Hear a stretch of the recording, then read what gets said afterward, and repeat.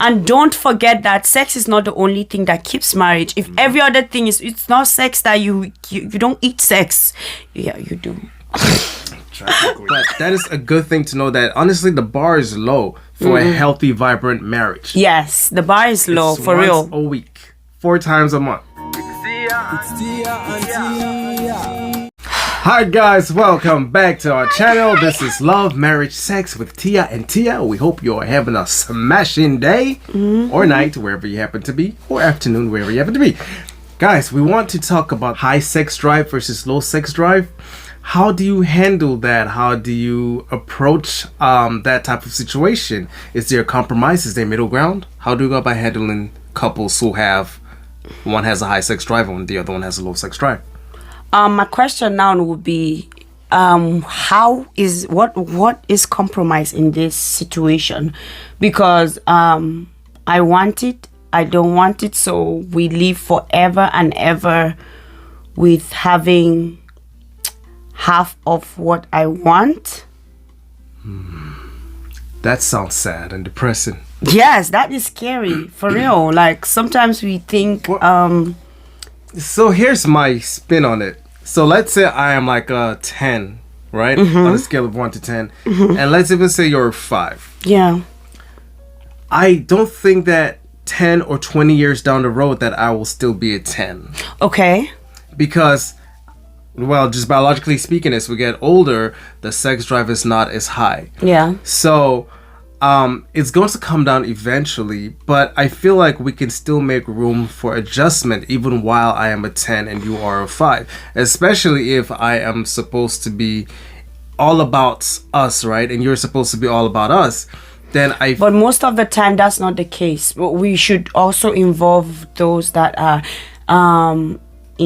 yes, we are speaking to those who have been following us, and we hope we are speaking to those who fear the Lord, are in holy matrimony, and are considerate of their spouse. Okay. But we have others that are not. So now, if we have this low and high sex drive, and they're married, yes, they're married. If not, right? Well, no, I just wanted to to be very make sure we're talking about married people who are in that situation. Yes. Okay. So you want to tell me that for the next 6 years of for my whole youth, I'm gonna compromise and have 5 of, because we over spiritualize these things and make it look like, come on, you can just subdue it, and the other person, come on, you can just take it. And then we get to this place of when it comes down. And what if it doesn't come down? My question is, what other options are there? Apart from, okay, we go a separate way and I'm going to look for a 10 and you're going to look for a 5. What other options are there if we're not to find a common ground and just meet there? Like, I can't think of any other option. I really can't. So either you stick with it and you make it work. Each has to give something, and that is what marriage is all about. That is what commitment is all about. That is what marriage is all about. There's no magical wand to say, okay, yes, you can. Yeah, I mean, there are ways that will hurt the marriage and the relationship. If I was to go and say, okay, I still need to keep mine a 10, and you want to keep yours a 5, there's going to be detrimental to our marriage. But we don't want that. I'm assuming we don't want that. That's partly why we're still married and together, right? Regardless of if you are married as believers, or as Christians, or unbelievers, or Muslims, whatever it is.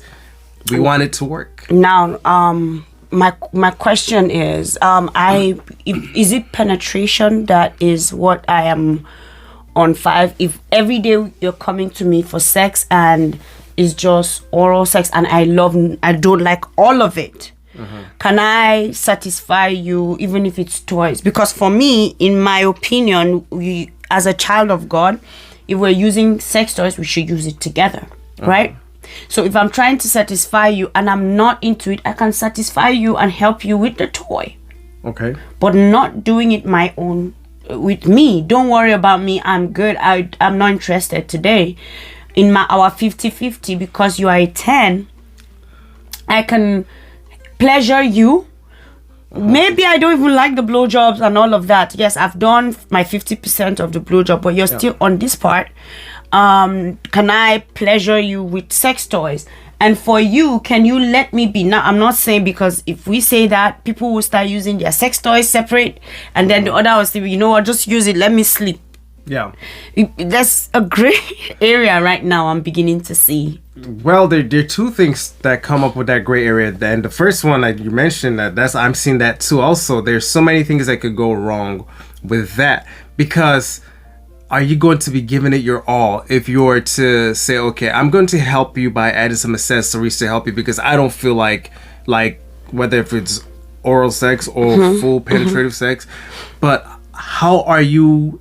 What is your facial expression? I could read you. I could read your body. Yes. Are you actually into it? Because if you're not into it, then please don't even worry about it. So there's a lot of things that go into if. But then again, that's all part of what we have. That's just what we have to do, because that is part of compromising, right?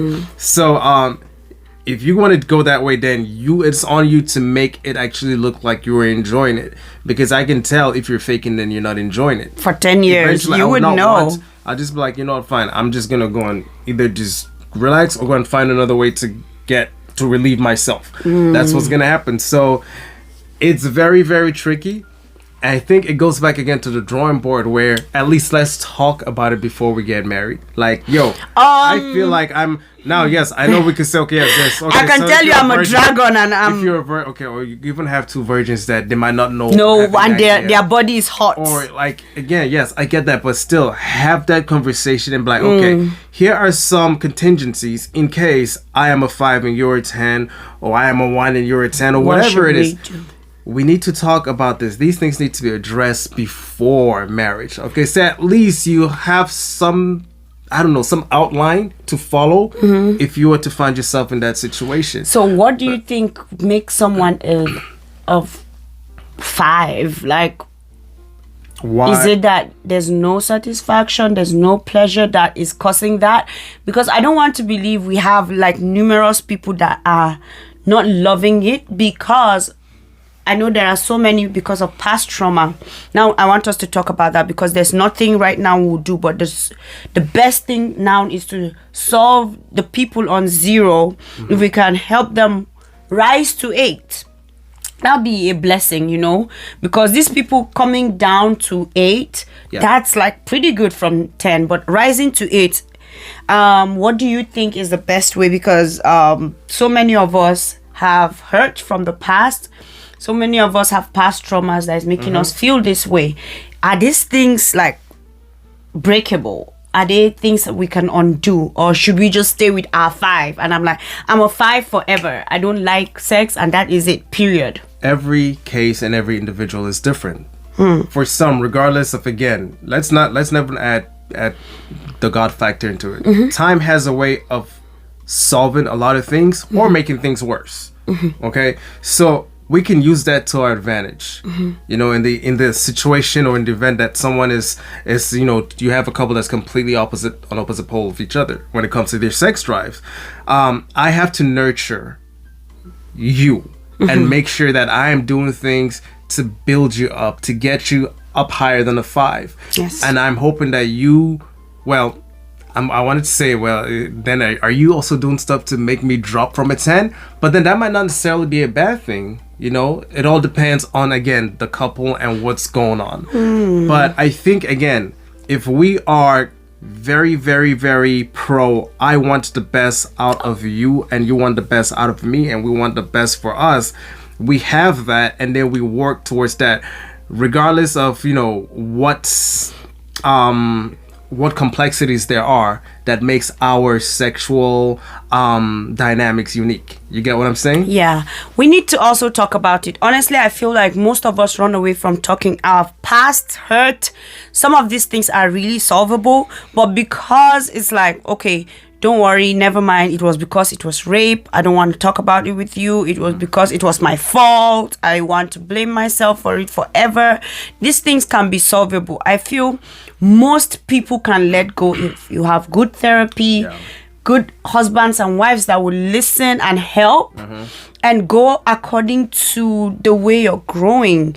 Because so many times we ruin it instead of building it up. Those people at a 0, and for those at a 10, I don't know.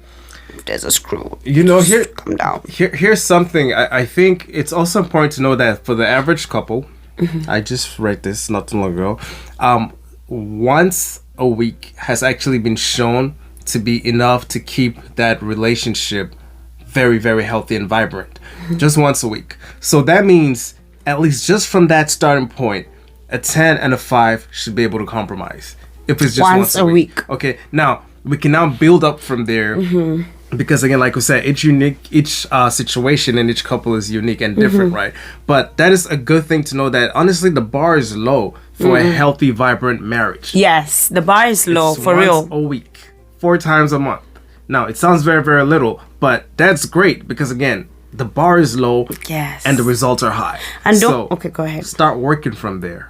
Go ahead. And don't forget that sex is not the only thing that keeps marriage. If every other thing is, it's not sex that you don't eat sex. Yeah, you do. You can do every other thing. If every other thing is working and you have once a week of sex, you will be good. But if you have once a week of sex and every other thing is not working, that once a week is gonna It's gonna drop. Is gonna drop. Yes. I think we've said too much. We've done too much on this video, guys. It was needed though. It was needed. I think we all are gonna go through phases like this in life where we have to adjust and readjust our expectations, our drives, and all of that. So yeah, it's an important topic. Anyways, guys, let us know what you think. Please like, comment, subscribe if you've yet to subscribe. Click the notification button. And God bless you wherever you may be, Asia, Africa, North, South America, Antarctica, Europe, Australia. We'll catch you later video. Thank you. Bye.